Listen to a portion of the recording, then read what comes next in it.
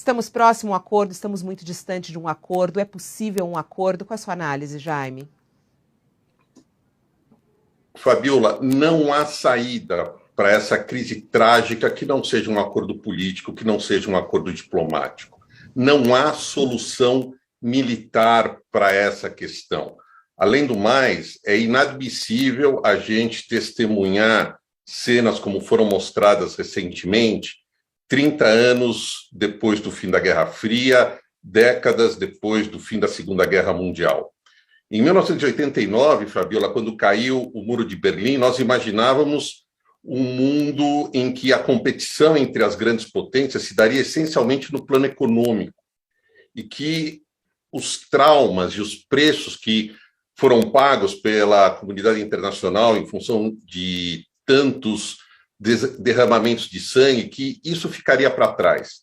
E não é o que nós observamos agora. Observamos, portanto, um derramamento de sangue inaceitável e uma tragédia na Europa em pleno século XXI.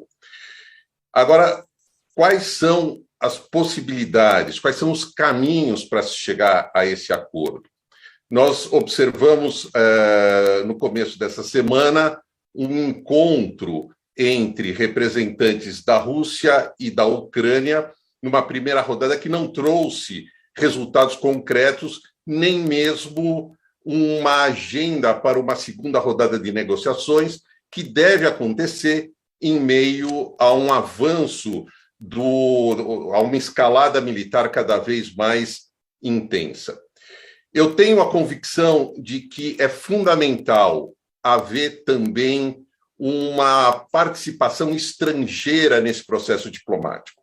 Infelizmente, ainda que seja importante, fundamental o diálogo entre ucranianos e russos, e isso é um sinal positivo, há um grau gigantesco de desconfiança entre os dois lados. Quem tem procurado desempenhar um papel importante é o presidente da França, Emmanuel Macron. Ontem mesmo, o Macron conversou com o Putin ao telefone por 1h30. É a segunda vez que o presidente francês faz isso desde o início dos ataques russos à Ucrânia, no último dia 24, e, de certa forma, repete uma experiência que ocorreu, Fabiola, em 2008. Naquele ano, houve uma guerra entre a Rússia e a Geórgia. A Geórgia, assim como a Ucrânia, fazia parte da União Soviética. Assim como a Ucrânia, a Geórgia desejava aderir à OTAN, a aliança militar liderada por Washington. Ou seja, aquela guerra já foi um prenúncio da tragédia que a gente testemunha hoje em dia. E, naquele momento, o presidente francês à época, Nicolas Sarkozy, teve um papel muito importante, preponderante, no sentido de obter o fim das hostilidades naquele pequeno país de uma região chamada Cáucaso. Então, eu tenho a convicção de que iniciativas como a da França é de absoluta importância. E eu espero que o Macron, que tem interesses domésticos, ele enfrenta uma eleição em breve na França, candidato à presidência, e isso vai fortalecer a sua candidatura. E ele também tem uma outra questão, Fabiola. Ele almeja ser um líder europeu, ocupando o espaço deixado pela aposentadoria de Angela Merkel, que deixou o cenário político no final do ano passado. Merkel era uma grande liderança, ou a grande liderança europeia, e hoje uma figura como a Merkel faz muita falta no cenário internacional.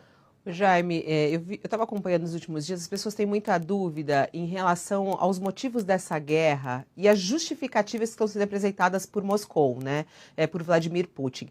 Você, inclusive, que morou lá, que acompanhou por muito tempo, que conhece com mais detalhes, né, essa briga da Rússia com a Europa, né, a Rússia querendo justamente o seu espaço, achando que está sendo ameaçada pela OTAN, ameaçada pela Europa. Como é que você vê exatamente nesse ponto, Jaime? Tem alguma justificativa esse ataque de Moscou, essa defesa de Moscou à Europa, esse ataque com defesa, como eles estão se justificando?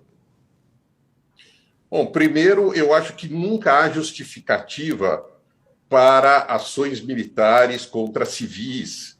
Nunca há justificativa para guerras. Claro que há exceções ao longo da história. Combater o nazismo era algo absolutamente indispensável. Mas a gente precisa também fazer um esforço de entender elementos que levam líderes, e quase sempre líderes autoritários, a optar pelo caminho da guerra. Qual é a visão estratégica de Moscou? E eu também costumo dizer o seguinte, Fabíola, essa guerra é, na verdade, um capítulo sangrento e trágico de uma disputa que tem 30 anos. Ou seja, Estados Unidos e Rússia não foram capazes de encontrar um modus vivendi, uma maneira de cooperar e de conseguirem ter um mínimo de estabilidade nas suas relações bilaterais ao longo das últimas 3 décadas. É o maior fracasso diplomático do pós-Guerra Fria. É o fato de que Washington e Moscou têm visões distintas sobre o que representou o fim da Guerra Fria. Para Washington, o fim da Guerra Fria, a queda do Muro de Berlim, o colapso dos regimes comunistas da Europa Oriental, em países como Polônia, Romênia, Bulgária, a então Tchecoslováquia, significou a possibilidade de expandir a sua influência naquela região, levando democracia, levando economia de mercado, levando uma expansão de seus aliados via União Europeia, levando a expansão de uma ferramenta militar chamada OTAN. Ou seja, os Estados Unidos entenderam aquele momento como propício à expansão da sua influência naquela região, influência que foi saudada pelos países daquela área, traumatizados pelo domínio exercido pelo Kremlin ao longo de décadas, né, em particular após a Segunda Guerra Mundial. Os russos, por sua vez, achavam que aquele momento, imediatamente após a Segunda Guerra, ao fim da Guerra Fria, poderia ser uma oportunidade de cooperação com os Estados Unidos, dada a crise sistêmica que a Rússia pós-soviética vivia.